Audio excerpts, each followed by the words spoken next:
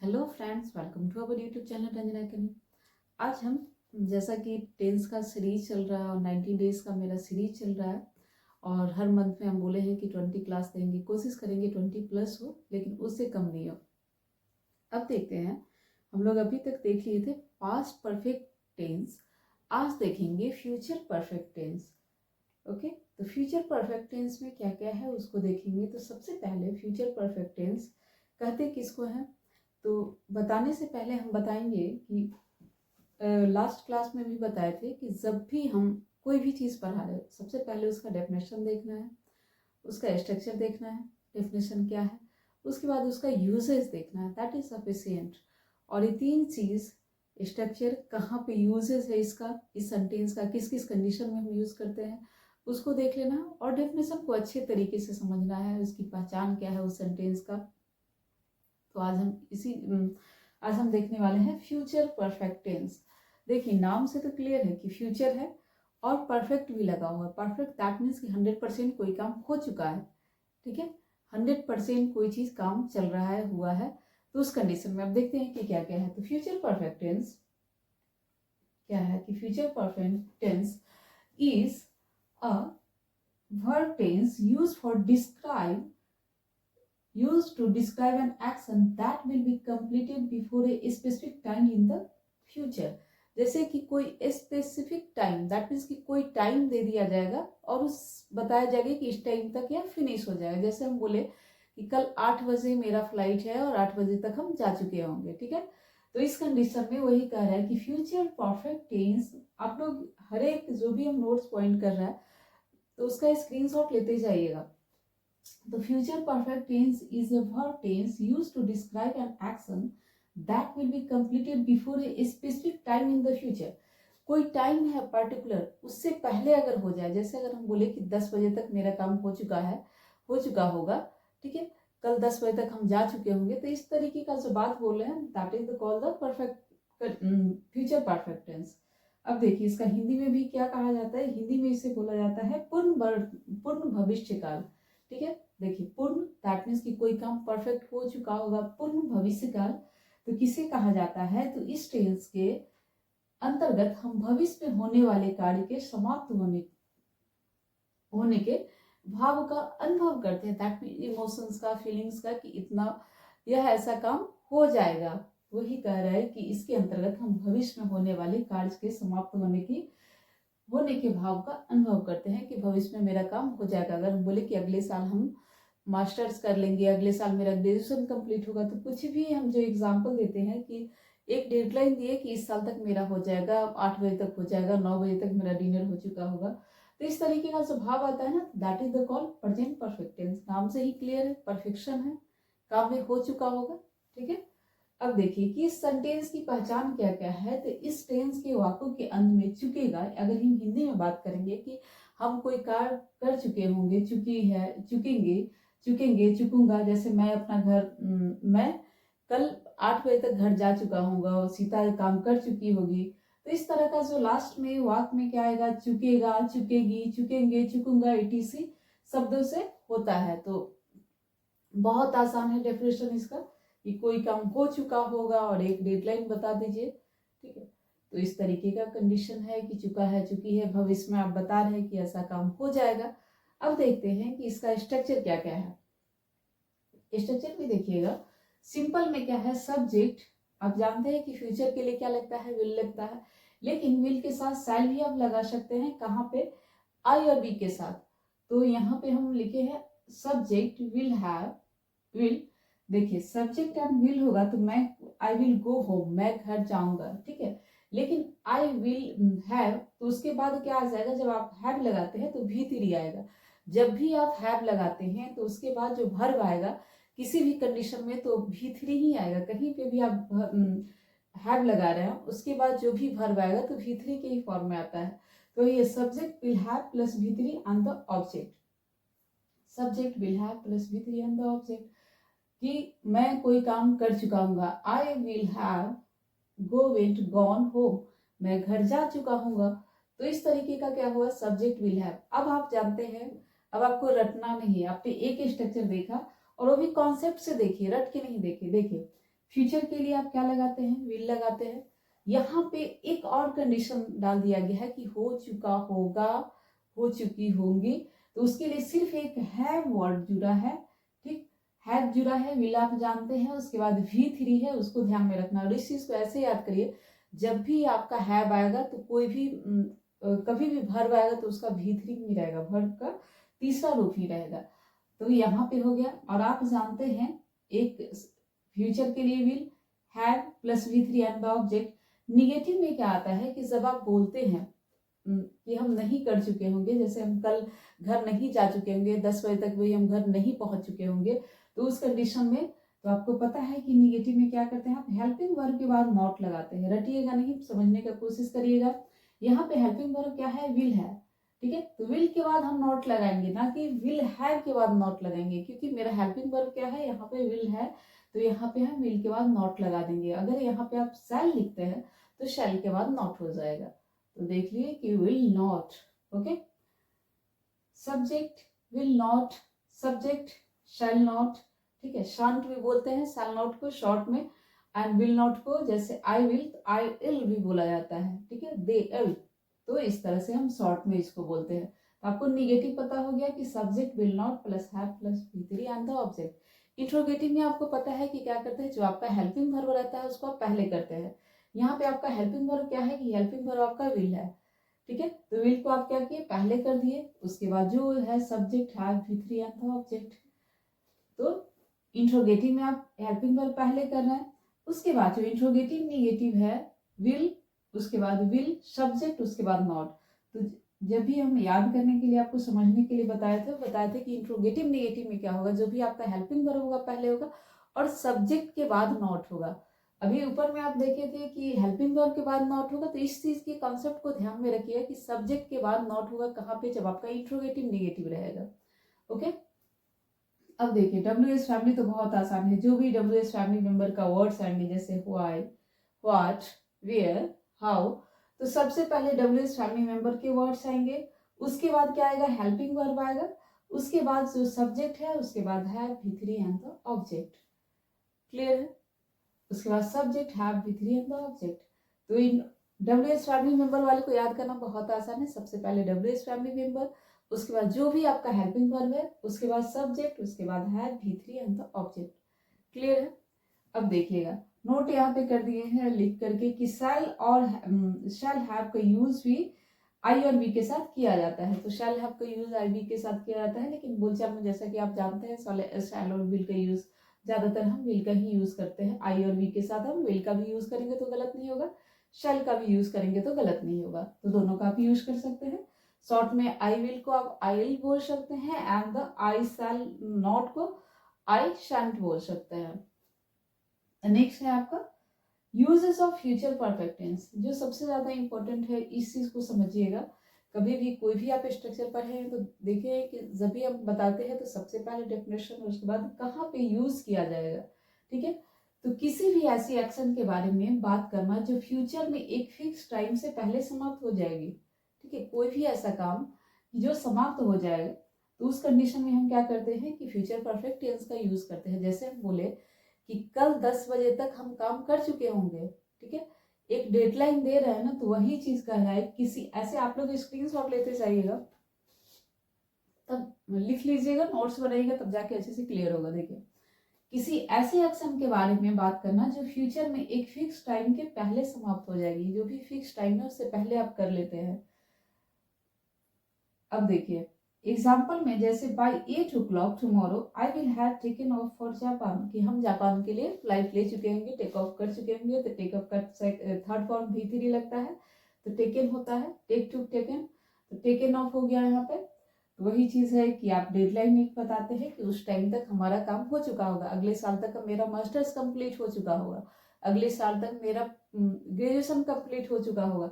तो इस तरह का जो सेंटेंस हम बोलते हैं, तो यहाँ पे आपका यूज होता है present perfect, sorry future perfect tense का। क्लियर है? अब देखिए सेकेंड, एक यूज तो आप समझ गए कि इस कंडीशन में ऐसा होगा तो होगा। सेकेंड यूज क्या होगा, जैसा कि आप इसमें भी पढ़े हैं कि पास्ट में भी पढ़े हैं कि एक काम के पहले दूसरा काम, जैसे पास्ट परफेक्ट टेंस में भी पढ़े थे कि मेरे जाने से पहले वह जा चुकी थी, मेरे जाने से पहले वह खाना खा चुकी थी।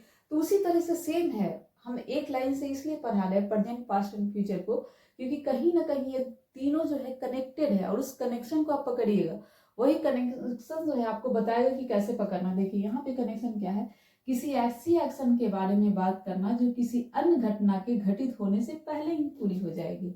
ठीक है, कोई ऐसी एक्शन के बारे में बातें करना जो किसी अन्य घटना के घटित होने से पहले पूरी हो जाएगी।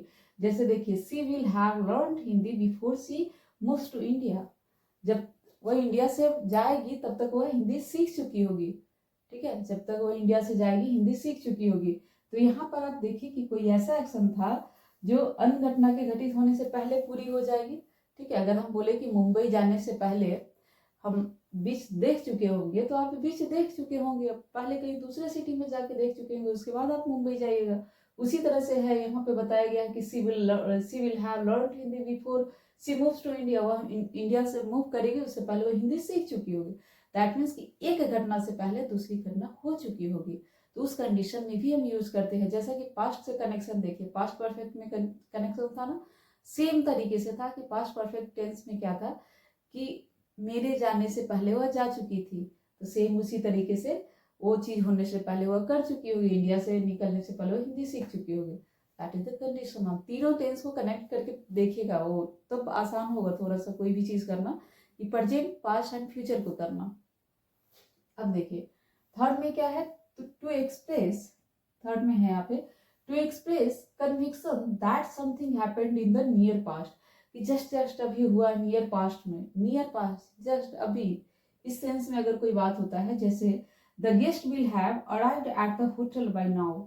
अभी जो है गेस्ट विल हैव अराइव, तो इस कंडीशन में भी हम तीसरे में देखें कि नियर पास्ट में इस तरह का कंडीशन है, जस्ट नियर, नियर मतलब बहुत नजदीक, तो उस कंडीशन में भी हम यूज करते हैं the guest will have arrived at the hotel by now, इस कंडीशन में। अब देखिए, तो यूजेस समझ गए, मेनली यूजेस जो है आप कहाँ पे बेसिकली ज्यादा करते हैं कि एक घटना होने से पहले दूसरा घटना हो चुका होगा, और कोई भी डेडलाइन में आप बहुत ज्यादा बात करते हैं, जैसे अगले साल हम ऐसा कर चुके होंगे। जैसे आप मान लीजिए कहीं इंट्रोडक्शन आप अपना दे रहे हैं, कहीं कोई चीज बात को रख रहे हैं, अच्छा इस चीज तक हम ये चीज कर लेंगे, तो उस कंडीशन में बहुत ज्यादा ये बोला जाता है।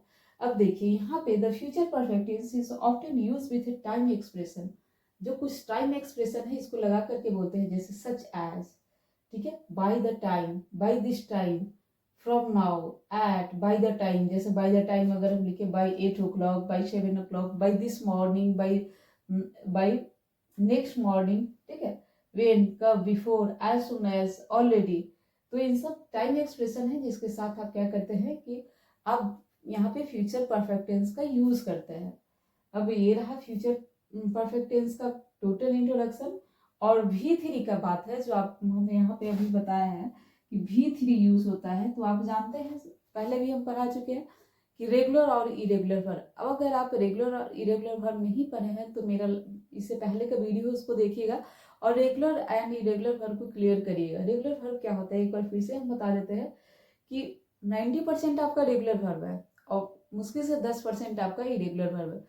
तो रेगुलर वर्ब में जब आप V1, V2, V3 जब चेंज करते हैं, V1, V2, V3, तो उस कंडीशन में क्या होता है कि वहां पे आप ईडी लगाते हैं, जैसे कंप्लीट, कंप्लीटेड, कंप्लीटेड, ठीक है, तो यहाँ पे हम क्या लगाए, कंप्लीटेड, ईडी लगाए, कंप्लीटेड, ठीक है। अगर यहाँ पे इरेगुलर वर्ब की बात करें तो वहां पे चेंज हो जाएगा, जैसे गो, वेंट, गॉन, तो यहाँ पे चेंज हो गया ना, तो वही हुआ रेगुलर और इरेगुलर वर्ब। रेगुलर वर्ब में आप ईडी लगाते हैं वर्ब के सेकेंड फॉर्म, थर्ड फॉर्म में।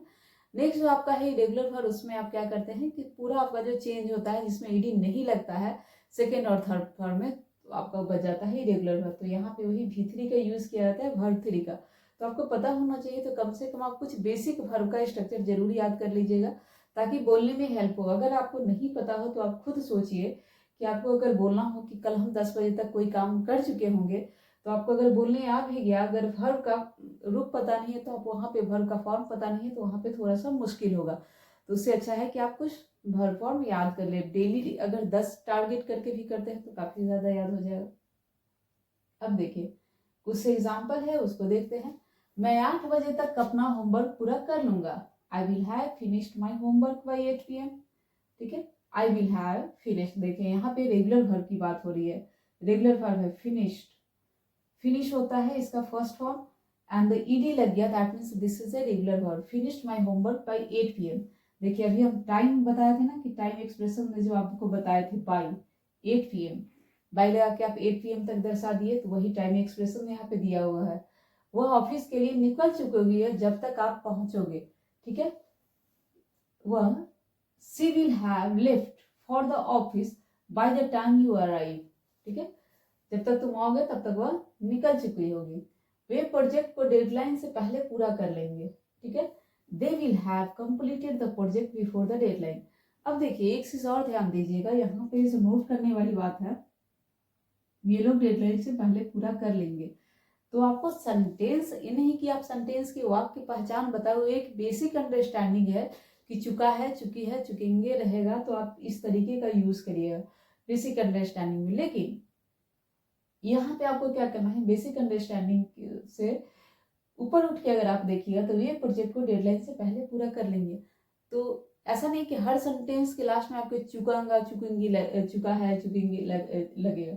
तो कुछ अंडरस्टैंडिंग भी रहेगा कि प्रोजेक्ट के डेडलाइन से पहले पूरा कर लेंगे। तो आपको पता ध्यान में रखना होगा सेंटेंस पढ़ के कि अच्छा ऐसा होगा, दैट मीन्स कि फ्यूचर में कंप्लीट, नियर फ्यूचर में या फिर फ्यूचर में कंप्लीट होगा, कर लेंगे एक डेडलाइन के साथ, प्रोजेक्ट को डेडलाइन से पूरा कर लेंगे। यहाँ पे डेडलाइन दिया ना कि टाइम से पहले कर लेंगे, तो उस सब चीज को समझने का कोशिश करिएगा। ठीक है, नेक्स्ट है अगले साल तक वह कॉलेज से स्नातक हो चुका होगा। देखिए अब यहाँ पे क्या है कि सिंपल सा है, हो चुका होगा, कर चुके होंगे, तो आप लगा देते हैं हो चुका होगा यहाँ पे।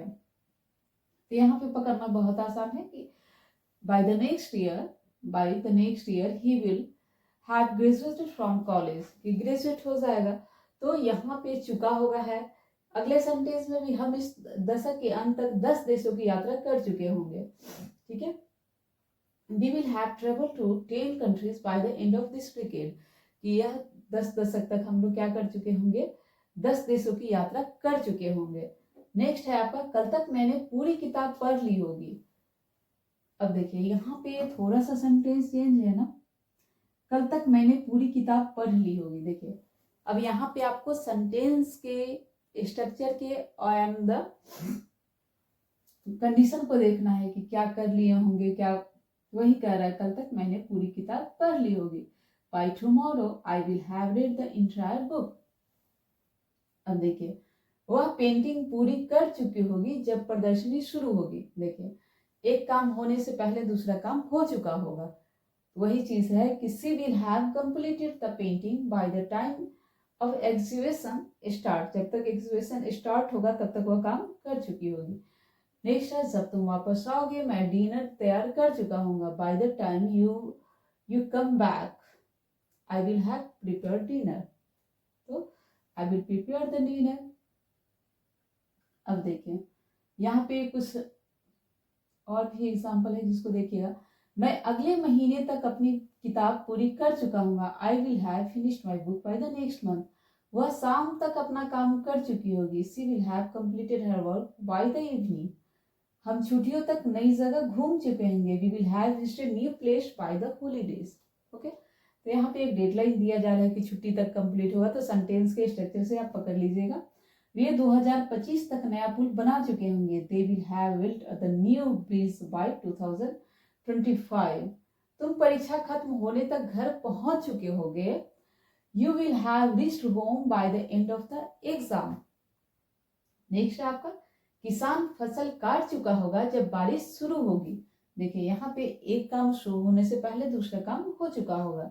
The farmer will have harvested the crop before the rain start. वह अगले साल तक कॉलेज से स्नातक हो चुका होगा, he will have graduated from the college by next year. मैं 5 बजे तक अपनी रिपोर्ट सबमिट कर चुका हूँ। इस तरह के कॉन्सेप्ट देखिए आप घर पे जाके थोड़ा सा कोशिश करिएगा कि वो सेंटेंस स्ट्रक्चर बनाए। और सेंटेंस स्ट्रक्चर के लिए सबसे अच्छा है कि आपके पास थॉट कहाँ से आएगा। जब भी हम किसी बच्चे से पूछते हैं, जब लाइव क्लास में रहते हैं, कि वहाँ पे बताइए, तो वहाँ पे थोड़ा उन लोगों को कन्फ्यूजन होता है जब बार बार बोलते हैं। तो थॉट क्रिएट का सबसे अच्छा तरीका है कि आप खुद ही जो भी लोग आपके आसपास दिख रहे हैं उन लोगों के बारे में सोचिए कि वो लोग कब तक क्या काम कर चुके होंगे। ठीक है, जैसे आपके भाई बहन है तो कब तक उनका कोई कोर्स कंप्लीट हो चुका होगा, कब तक उनका शादी कंप्लीट हो चुका होगा, कब तक उनका माँ है कब का अगर खाना बना लिए, कोई भी है अगर खाना बना, कब तक उनका खाना बन चुका होगा, कब तक आप क्या काम कर चुके होंगे। जैसे कल आप क्या काम कर चुके होंगे 7 बजे तक 8 बजे तक। तो इस तरीके का कॉन्सेप्ट लाइए और लिखने का कोशिश करिए और फिर बोलने का कोशिश करिए। मैं 5 बजे तक अपनी रिपोर्ट सबमिट कर चुका हूँ। I will have submitted by report by 5 PM। हम 10 बजे तक स्टेशन पहुंच चुके होंगे। We will have reached the station by 10 o'clock।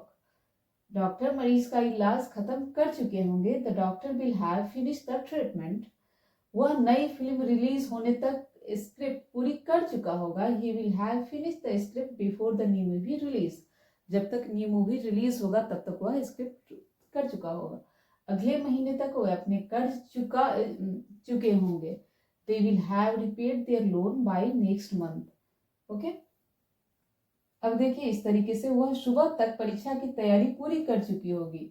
C will have completed her exam preparation by the morning. देखिए यहाँ पे कोई लड़की है उसके बारे में, तो आप लोग के घर में भी कोई ना कोई बच्चा जरूर होगा जो एग्जाम का तैयारी कर रहा होगा। कब तक उसका तैयारी पूरा हो चुका होगा, अगले मंथ, अगले ईयर, तो उस तरीके से कुछ बनाइए। She will have completed her exam preparation by the. आप यहाँ पे कोई नाम भी डाल सकते हैं, आपके घर में कोई भी नाम है, कोई कब तक आप अपना काम कंप्लीट कर चुके होंगे, कब तक वो अपना काम कंप्लीट कर चुकी होगी। मैं अगले हफ्ते तक यात्रा की सारी तैयारी कर चुका हूँ। I will have prepared everything for the trip by the next week. वे शादी से पहले सारे इंतजाम कर चुके होंगे। They will have arranged everything before the wedding. Okay, next है आपका मजदूर भवन का निर्माण 2 महीने में पूरा कर चुके होंगे। The workers will have completed the constructions in 2 months. वह आने वाले शुक्रवार तक नई किताब पढ़ चुकी होगी। She will have read the new book by next Friday. Next Friday तक वह पढ़ चुकी होगी। हम त्योहार आने तक घर साफ कर चुके होंगे। We will have cleaned the house before the festivals. Okay? Police आरोपी को 1 हफ्ते में पकड़ चुकी होगी। The police will have caught the culprit within a week. हफ्ते तक वो कर चुकी होगी। सूरज उगने से पहले हम पहाड़ी पर चढ़ चुके होंगे। देखिए यहाँ पे एक काम कंप्लीट होने से पहले दूसरा काम आप कर चुके हैं। We will have climbed the hill before sunrise. जब तक सनराइज होगा तब तक आप कर चुके होंगे। अगली गर्मियों तक वे नया व्यवसाय शुरू कर चुके होंगे। They will have started a new business by next summer. मैं अगले महीने तक नया कौशल सीख चुका हूँ। I will have learn a new skill by next month. अब देखिए यहाँ पे आप बहुत सारे सेंटेंसेस को देखें, तो अब आप जाकर के क्या करिएगा ना, आप देख लीजिए कि स्ट्रक्चर क्या है। आई विल को शॉर्ट में क्या बोला जाएगा और द नेगेटिव में क्या बोला जाएगा। उसके बाद आप क्या सीखिए, स्ट्रक्चर क्या क्या है, इसका यूजेस कहाँ कहाँ करेंगे, कैसे आप थॉट क्रिएट करिएगा कि क्या हम बोले, है ना। बोल दे कि फ्यूचर में आप सेंटेंस ही नहीं है। सेंटेंस आने का सबसे अच्छा तरीका है जो लोग है उसको देखना है क्या क्या कर रहे हैं वो लोग, बस उसको बोलने का प्रैक्टिस करना है, कोशिश करना है लिखने का। तो आज के लिए इतना ही, मिलते हैं फिर नेक्स्ट क्लास में इसी टॉपिक के और ढेर सारे एग्जाम्पल के साथ, नेगेटिव इंट्रोगेटिव के साथ एंड 1-2 छोटा छोटा स्टोरी के साथ। और स्टोरी का जो मेरा सीरीज चल रहा है उस स्टोरीज को जरूर आप देखिएगा क्योंकि बहुत इंपॉर्टेंट है, आगे बहुत काम आने वाला है आपका स्टोरी का। अब देखिए नेक्स्ट क्लास में हम मिलेंगे उस स्टोरी के साथ और इसके निगेटिव एंड इंट्रोगेटिव के साथ, निगेटिव के साथ। और इसी चैनल पे मेरा एक पर्सनालिटी डेवलपमेंट के लिए आप बोल सकते हैं, मोटिवेशनल के लिए कि कैसे आप खुद पे काम कर रहे हैं। तो उस चीज़ को बनने के लिए जो लोग भी इंग्लिश नहीं भी सीख रहे तो उनके लिए भी ये वीडियो शेयर कर सकते हैं। नेक्स्ट प्लेलिस्ट मेरा उसी का वीडियो है जो आपका वीक में 2 या 3 जरूर वीडियो रहेगा। Thank you for watching this video. अगर यह वीडियो अच्छा लगे तो आप लोग सब्सक्राइब जरूर करिएगा एंड शेयर जरूर करिएगा। Thank you.